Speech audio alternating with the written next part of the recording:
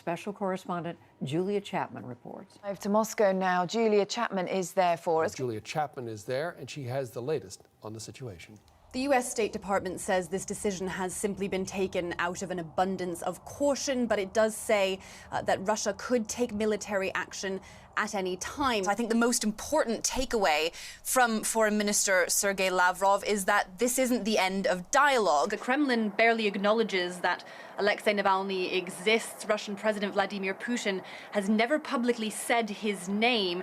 Navalny had been taken to hospital after an emergency landing on a flight from Tomsk to Moscow. This report paints a picture of a powerful and threatening Russia whose money has woven its way into the very fabric of British society. Around half of patients in hospital in Moscow in a serious condition with coronavirus symptoms have tested negative for coronavirus more than once, which is really raising big questions as to how accurate the testing is in Russia.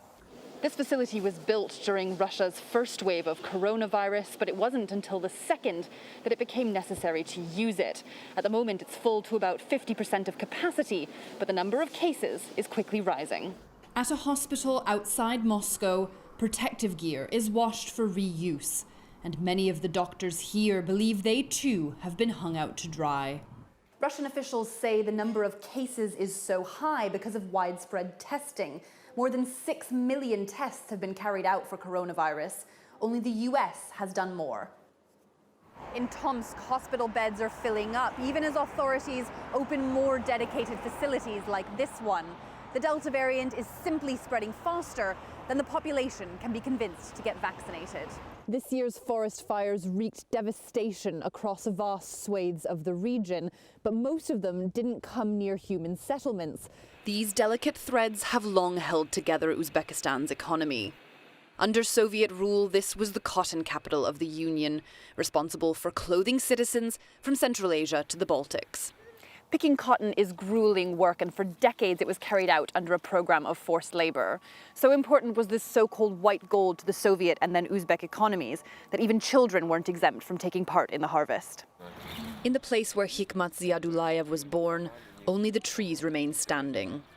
Generations of his family lived in a home that was destroyed here last year. The goal of the reform to have a good condition for people, to create condition when people will be free. No strings at all.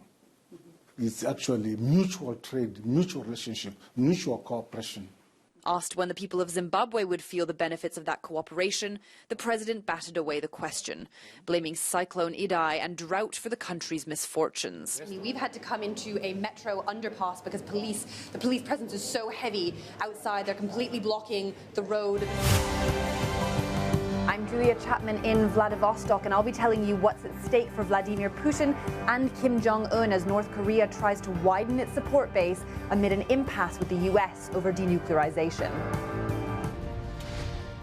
Here in Moscow, there's little sign that Russia is heeding NATO's warning, instead accusing the West of spreading hysteria.